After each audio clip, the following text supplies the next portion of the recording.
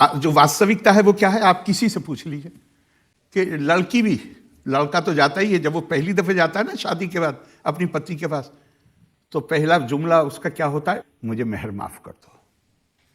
اور وہ بھی دماغ بنا کے آتی ہے, اس نے بھی شادی کی, وہ بھی دماغ بنا کے آتی ہے, وہ کہتی ہے ہاں معاف کیا. پھر یہ معاملہ کب اٹھتا ہے, جب سمبند اگر خراب ہوں, خدا نخواستہ جب طلاق کا موقع آئے تو یہ معاملہ اٹھتا ہے کہ مہر نہیں دیا. ارے مہر تو شاریرک سمبند ہونے سے پہلے مہر دیا جانا چاہیے, اس پہ یہ لوگ کبھی نہیں بولتے کہ مہر دو. وبہ نستعین. اما بعد, پتہ نہیں عارف محمد خان صاحب کو مسلمانوں سے اتنی شدت والی دشمنی کیوں ہے. مسلمانوں کی برائی کرتے ہوئے, مسلمانوں پر کیچڑ اچھالتے ہوئے اور مسلمانوں کے خلاف غلط قسم کی باتیں منسوب کرتے ہوئے عارف محمد خان صاحب کو کیا مل جاتا ہے. نمبر 1 پر تو میں یہ کہنا چاہوں گا عارف محمد خان صاحب سے کہ اللہ کے واسطے آپ کم از کم اپنے عہدے کا خیال فرما لیں, اپنی عمر کا خیال فرما لیں. جیسے کہ لوگ آپ کی بڑی تعریف کر رہے ہیں, رجت شرما صاحب نے بھی آپ کی بڑی تعریف کی ہے کہ آپ اسلام کی تعلیمات کو بھی جانتے ہیں, سنسکرت کو بھی جانتے ہیں اور دیگر بہت سارے مذاہب کی تعلیمات کو جانتے ہیں. آپ کی عدالت میں آج میرے مہمان ہیں ایک ایسی شخصیت جو گیان کا بھنڈار ہے, جو اسلام کے بارے میں جتنی اتھارٹی سے بولتے ہیں, ہندو اسکرپچرز کے بارے میں بھی اتنی ہی طاقت سے بات کر سکتے ہیں. کبھی کبھی لگتا ہے کہ ان کی جب بات سنتے ہیں تو سنتے رہ جائیں. یہ آڈینسز کو میسمرائز کر سکتے ہیں. پلیز ویلکم کیرل کے گورنر عارف محمد خان. کم از کم اپنے علم کا ہی خیال فرما لیں اور دیکھیں کہ میں آدمی کتنا بڑا ہوں اور کس قسم کی چلر قسم کی بکواس ٹائپ کی باتیں کر رہا ہوں. کیا ہے یہ چلر باتیں, جیسے گلی میں کھیلنے والے چھوٹے بچے کس کو بھی بول رہے ہیں, کچھ بھی بول رہے ہیں.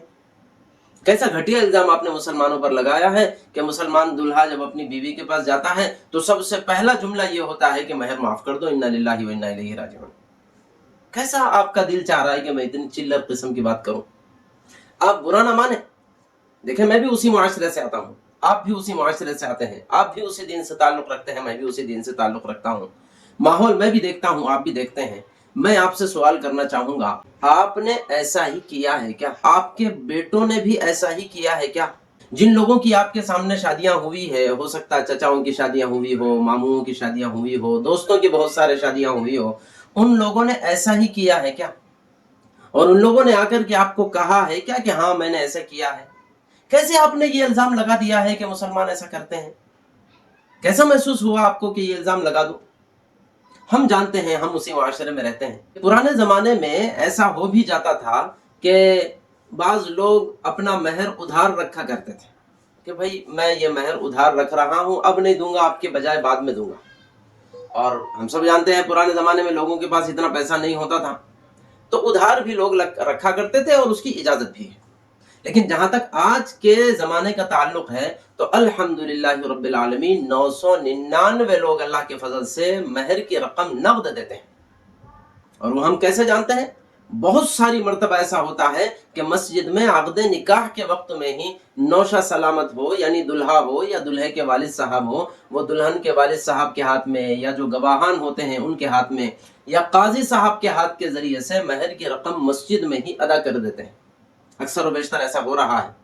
ہاں بعض لوگ ایسے ہوتے ہیں کہ نہیں, یہاں مسجد میں نہیں, دلہا جب دلہن کے پاس جائے گا تو وہ خود ہی اپنے ہاتھوں سے دے دے گا, اور یہ بھی اچھا طریقہ ہے, دے سکتا ہے.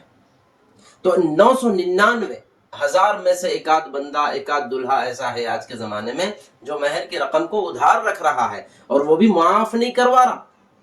بات سمجھ میں آئی؟ پرانے زمانے میں ایسا ہوتا تھا کہ بعض لوگوں نے اسے ادھار رکھ دیا اور دینے کی توفیق نہیں ہوئی, تو ایسا تو ہو جاتا تھا, زندگیاں گزر جاتی تھیں. لیکن پہلی مرتبہ ہی دلہن سے ملاقات ہوئی تو وہ معاف کروا رہا ہے. اس سے بڑا جھوٹ اور دین اسلام پر ان مسلمانوں کے خلاف کیا ہو سکتا ہے؟